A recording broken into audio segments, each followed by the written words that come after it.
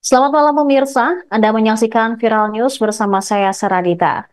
Ketua Umum Partai Solidaritas Indonesia, Kaisang Pangarep, tiba-tiba muncul ke publik setelah diisukan menghilang. Kaisang terlihat hadir di kantor DPP PSI Jakarta Pusat pada Rabu sore pukul 15.22 waktu Indonesia Barat. Kaisang tiba menggunakan mobil Toyota Fortuner hitam bernomor polisi B1566ZZH. Putra bungsu Presiden Jokowi itu nampak dikawal anggota Pas Pampres. Kaisang mengenakan kaos berlengan pendek warna biru tua dan langsung masuk ke DPP PSI. Dia juga irit bicara saat ditemui awak media. Suami Erina Gudono itu hanya mengatakan dirinya ingin menghadiri rapat terlebih dahulu. Sementara itu, Sekretaris Jenderal PSI, Raja Juli Antoni, mengungkapkan alasan kehadiran Kaisang di kantor DPP PSI. Raja Juli mengatakan ada rapat rutin yang dilakukan DPP PSI dan dipimpin langsung oleh Kaisang. Rapat rutin tersebut membahas mengenai langkah politik PSI di Pilkada Serentak 2024. Diberitakan sebelumnya, Kaisang menghilang dari publik usai diduga menggunakan jet pribadi untuk pergi ke Amerika Serikat bersama sang istri Erina Gudono. Kaisang menghilang sejak unggahan Erina di media sosial menuai sorotan karena diduga menggunakan jet pribadi. Apalagi di hari yang sama, berbagai elemen masyarakat tengah turun ke jalan untuk memprotes rencana DPR mengesahkan revisi Undang-Undang Pilkada. Keberadaan Kaisang semakin disorot setelah KPK hendak meminta klarifikasi soal dugaan gratifikasi terkait pesawat jet pribadi yang dipakai Kaisang dan Erina ke AS.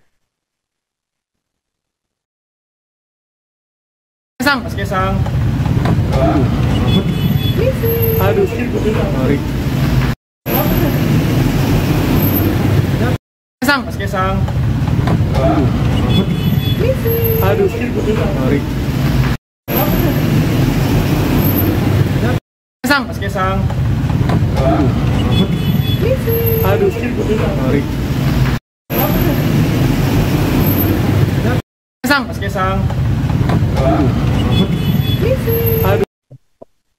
Sementara itu, pengamat politik dari Universitas Al-Azhar, Ujang Komarudin, mengungkap analisis di balik perubahan sikap Kaisang dari perspektif komunikasi politik.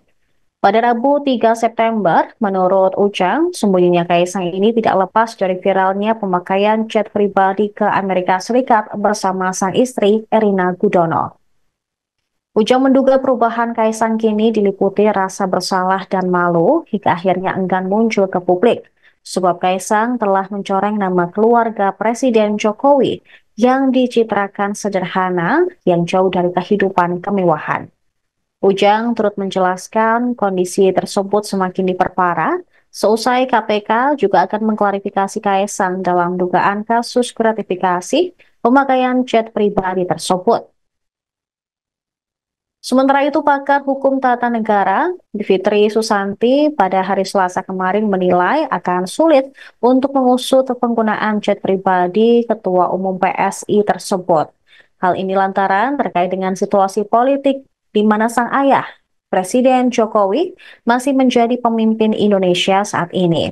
Sebab selama masih belum lengser dari jabatan, Jokowi disebut Bivitri bisa menggunakan wewenangnya untuk menyelamatkan diri dan keluarga. Namun meski sulit, ia mendorong para penegak hukum untuk setidaknya bergerak lebih dulu melalui investigasi tanpa memikirkan hasil akhirnya. Pengajar di Sekolah Tinggi Hukum Indonesia, Cantera ini menekankan ihwal tidak ada mantan presiden yang tidak kebal hukum. Sebelumnya, sebelum akhirnya muncul ke publik hari ini, Kaisang sempat diancam bakal dilaporkan ke Komisi untuk Orang Hilang dan Korban Tindak Kekerasan atau Kontras. Eksponen aktivis 98 yaitu Fauzan Lutza mengatakan jika Polri tidak berhasil menemukan Kaisang, maka Indonesia akan mengalami kerugian besar.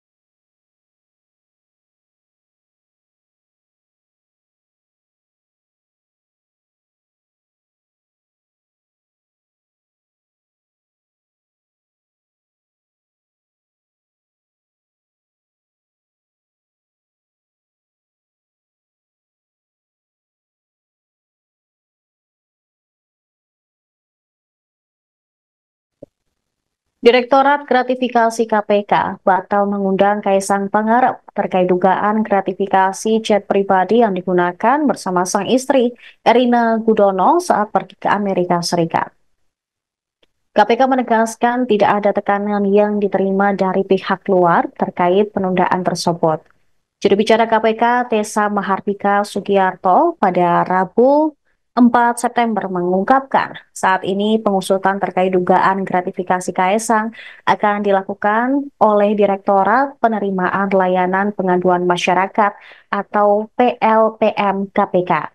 Perubahan itu dilakukan karena pernyataan yang sempat disampaikan oleh Wakil Ketua KPK, Alexander Marwata, terjadi sebelum adanya laporan dari Koordinator Masyarakat Anti Korupsi atau MAKI, yaitu Boyamin Saiman dan dosen Universitas Negeri Jakarta, Ubaidillah Badrun.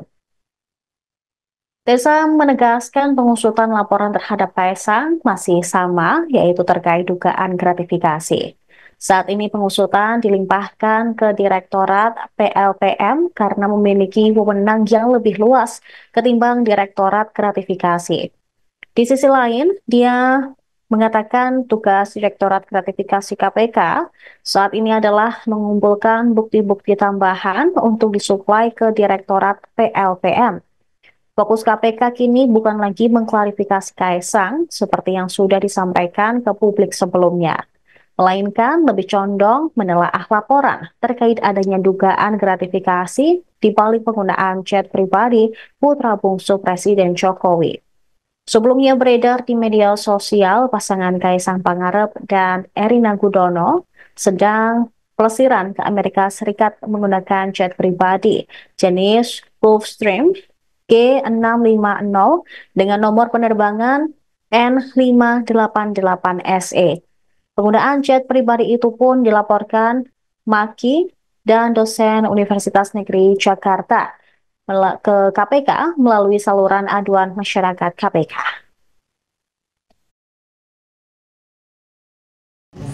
Masalah itu aja. Satu topik itu aja. Oke. Mas, kelanjutan dari dugaan gratifikasi jet Kaisang, kelanjutannya gimana Mas Fikar kalau boleh tahu? Ya, baik, sebagaimana kita sama-sama ketahui bahwa sudah ada laporan yang masuk. Pada saat doorstop kemarin juga saya sudah menyampaikan bahwa saat ini fokus penanganan isu terkait gratifikasi saudara K difokuskan di proses penelaahan yang ada di Direktorat Penerimaan Layanan Pengaduan Masyarakat. Jadi saat ini KPK sedang berfokus di proses telah tersebut. Jadi akan ada beberapa tindakan untuk melakukan klarifikasi. Tentunya tahapan pertama kepada pelapor untuk menanyakan atau meminta keterangan lebih lanjut dan mencari dokumen-dokumen pendukung yang dibutuhkan untuk dinilai apakah layak ditindaklanjuti ke tahap berikutnya atau tidak. Oke, Mas, kan sebelumnya dilakukan juga proses di Direktorat Gratifikasi. Kan kata Pak Alex juga akan mengundang Kaisang untuk diklarifikasi, itu seperti apa Mas? Batal atau gimana Mas? Ya, jadi sebagaimana kita ketahui beberapa kali Pak AM telah menyampaikan dan tempo atau waktu penyampaian itu terjadi sebelum adanya proses pelaporan yang dilakukan oleh MAKI dan satunya dari UNJ.